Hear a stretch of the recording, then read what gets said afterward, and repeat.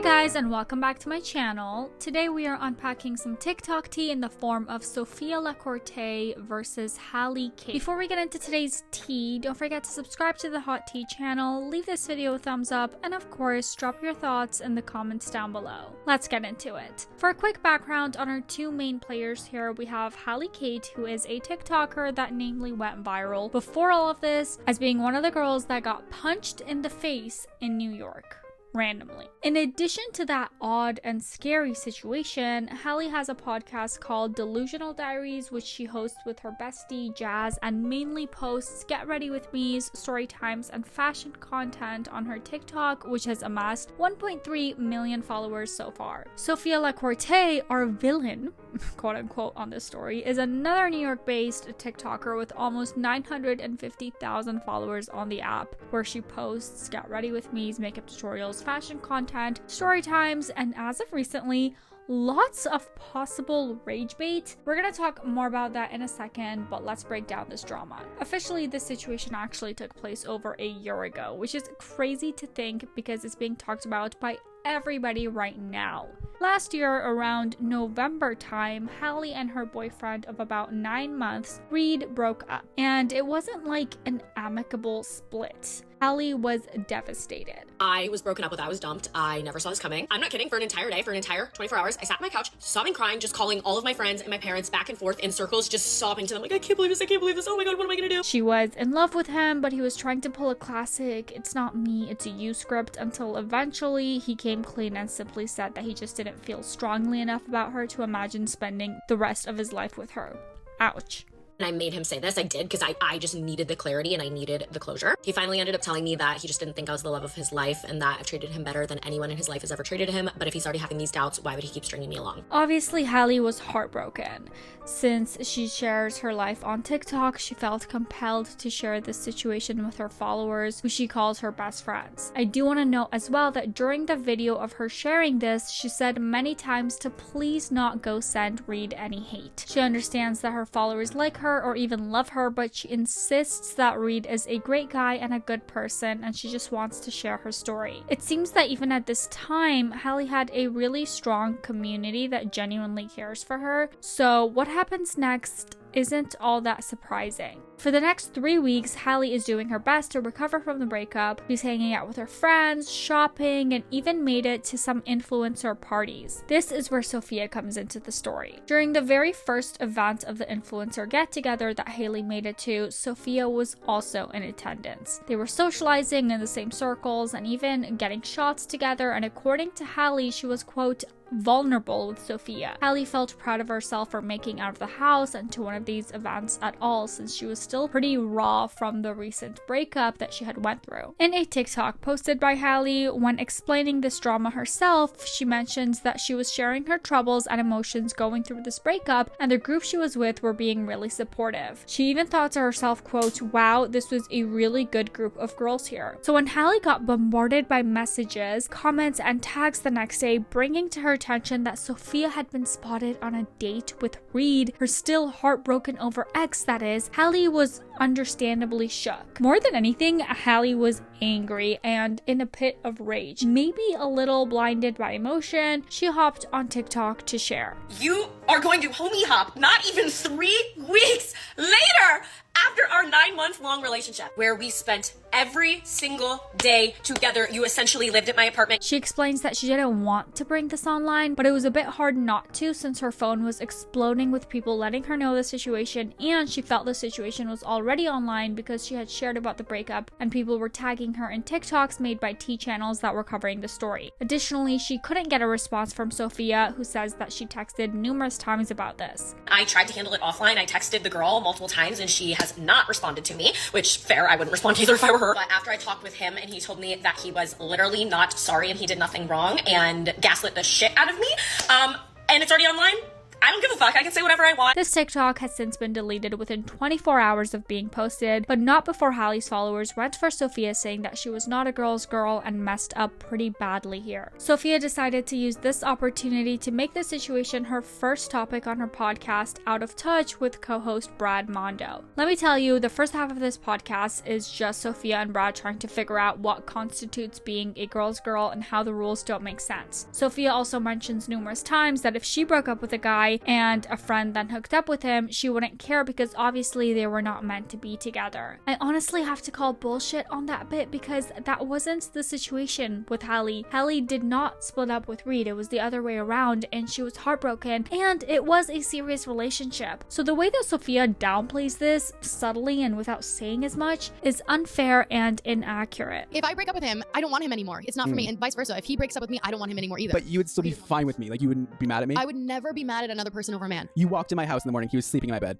naked. I would be like, oh my gosh, I can't believe it. And then I'd be like, oh my god, good for you guys. I hope you guys find love. Sophia insists that women shouldn't drag other women ever. Like, it's fine to be upset over the relationship for as long as you like, but you can't go after another girl for it. I'm not sure, again, that I entirely agree here, but I want to hear your guys' thoughts on this in the comments down below. We're obviously not here to bash her today. I don't give a fuck. I don't even know who she is. Neither do I. I mean, I've seen her videos, but I don't know who she is personally. I've met her a total of maybe 3 times. Maybe. Possibly. Spoke to her one-on-one, never. Yeah. I can't explain it, but it's just so icky that Sophia is saying, I don't know her, and Halley is saying, we vibed and we're friendly. There's something about it that is just so uncomfy. Sophia basically breaks it down and says that Halley posted 10 videos talking about her, bashing her and calling her all of these names, and that Halley's followers have now deployed and are doing the same constantly in her comments and DMs. She said we were friends. She's on social media. She posts every single detail of her life. Is there a picture of us together? I don't even know. I mean, we're not friends, so that's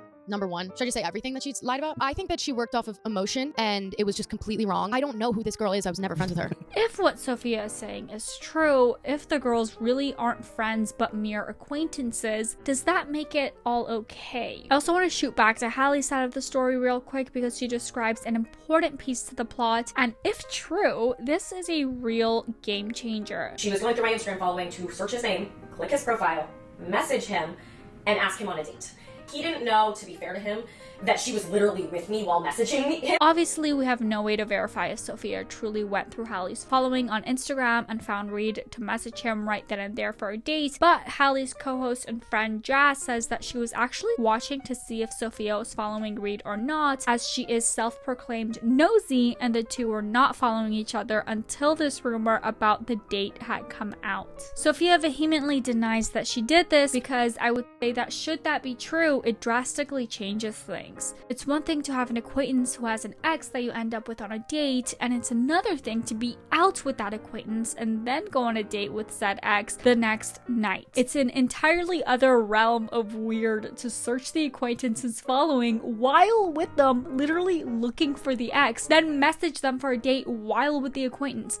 Do you know what I mean? A possible theory is that Sophia has always been interested in Reed but couldn't have a shot because he was with Halley. People point to a comment that Sophia left on Halley's hard launch of her and Reed's original relationship, saying something about cauliflower ears being hot on men. So how has this all come back up again, you might be wondering? Well, Sophia decided that she wanted to share her side of the story by posting a 3-part video on TikTok while getting ready. She titled it, "Get Ready With Me While I Tell You About the Time I Got Cancelled by a Girl I Met 3 Times." Clearly, her side of the story is staying strong with the whole "we weren't friends and he was single" thing. I had probably like 1,000 to 3,000 DMs a day telling me to.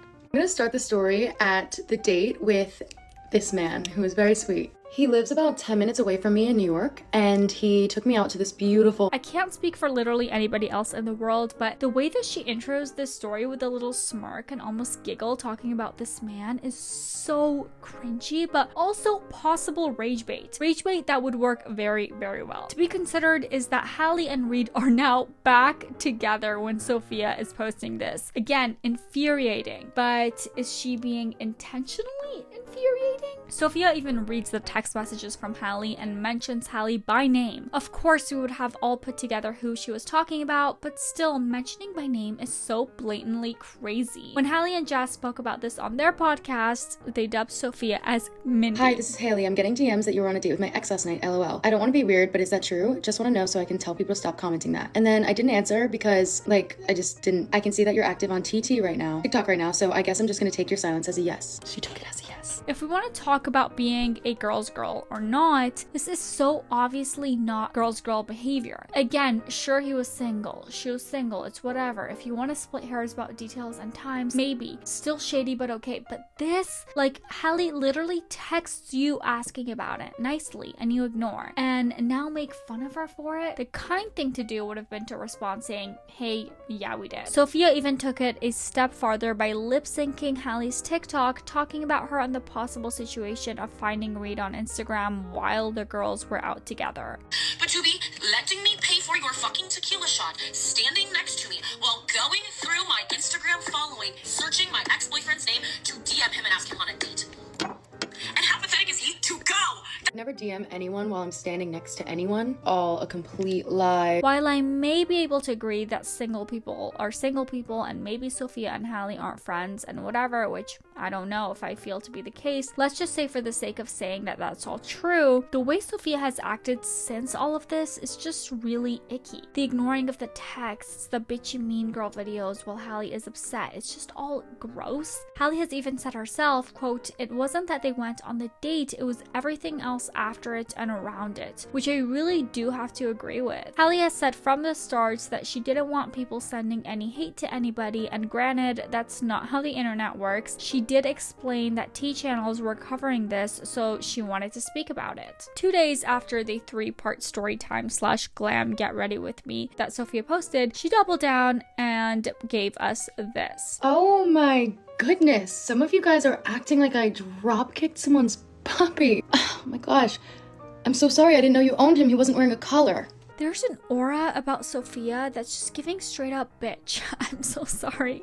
Literally knowing that this girl is sad about the breakup, even if you don't consider her a friend, she allegedly considered you one. I don't understand being so cruel. She brought it online, so I feel like it's kind of fair for me to say my side of the story online whenever I feel like it. And while that may be true, the question remains, why wait until they're back together? You did all that online, you brought all this online, and now you're back together with him, but you still all want me dead. He went on the date too. And that also may be true. We're all trying to be more women supporting women, and you're being a mean girl just straight up. The funny thing about it is that Sophia does some projection by saying dragging women isn't girl behavior, and Halley did that or whatever. But in some fairness, she was the one who was hurting. She felt that you went out of your way to hurt her. Surely simply responding to that text message at the start of all of this would have stopped the whole thing. No, none of these videos happened until after Sophia decided to ignore Halley's texts. I feel like if anyone owed her any loyalty,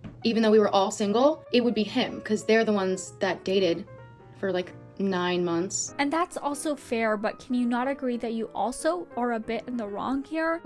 His wrong is his wrong, yours is yours, and to mention, I don't believe he has an online presence whatsoever, so why and where would the general TikTok population be directing that energy to? Also, she decided to put the story time out. It was very obvious what was going to happen here. It's crazy because she even references that time as the time that she got canceled, and now is she surprised that it's almost happening again? Or are we seeing a really calculated effort in garnering attention and leaning into the villain character that she seems to fit so well? If defending myself after getting publicly shamed makes me the villain, then I'll be the best villain the world's ever seen.